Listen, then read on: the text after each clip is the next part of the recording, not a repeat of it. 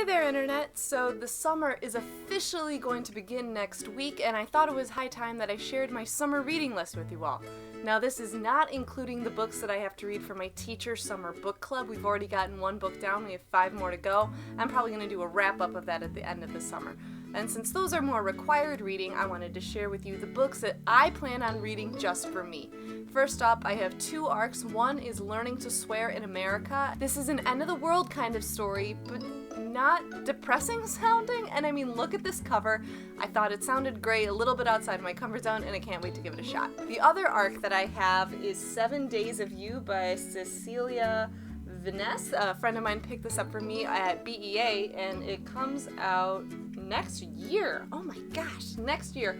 And it is about a girl who has 7 days left in Tokyo, where she's been living for a couple of years, and she is an American who has fallen in love with the culture, it doesn't want to go home, and especially doesn't want to leave this one boy in particular behind. So that's my sort of contemporary fix for the summer. My main goal, though, for my summer reading is to get in better touch and in tune with what it is that my students at my school are reading. I was really on top of that at my old school, but you know, new English department, new school, I really wanted to do a better job at keeping on top of that and being up to date with what it is that they're going through in the classroom. So first up is Romeo and Juliet by the one and only Mr. William Shakespeare. Now this one, yes, I have read before, but I don't think I've read it since I was a freshman in high school, and as someone who lived in fair Verona, where we lay our scene, it's always fun for me to get back into that. Next up is the Dow of Poo. This is something that is read by, I think, the World Civilization classes, and I'm not sure what it's about at all. I think it's taking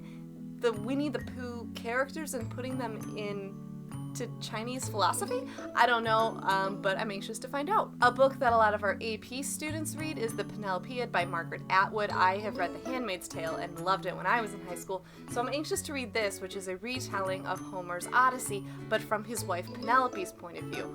But for me to read this, I first need to reread the Odyssey, which I have not read since high school, so both of these I am very anxious/nervous to jump into. I think if I can get through this, I think this one's going to be a really great reward. Getting a little bit more into some contemporary authors is Jhumpa Lahiri's The Namesake. I read her short story collection, The Interpretive Maladies, earlier this year, and I thought it was great, and I've always meant to read more by her, so when I found out that my students read this, I decided to jump on board with that as well. And finally, maybe the biggest challenge other than the Odyssey that I have for my personal list is The Once and Future King by T.H. White. This is a retelling of Arthurian Camelot. Only recently read The Mists of Avalon within the last couple of years, so Camelot is always something that's been interesting to me, and I am fascinated to see this particular take on it. So I've got my work cut out for me this summer in terms of just my pleasure reading, and I'm sure I'm going to get distracted by plenty of other titles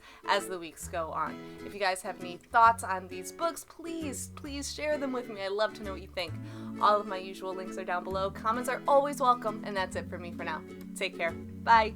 I'm currently reading Between the World and Me, and if you like what you've seen here today, please like and please subscribe for more.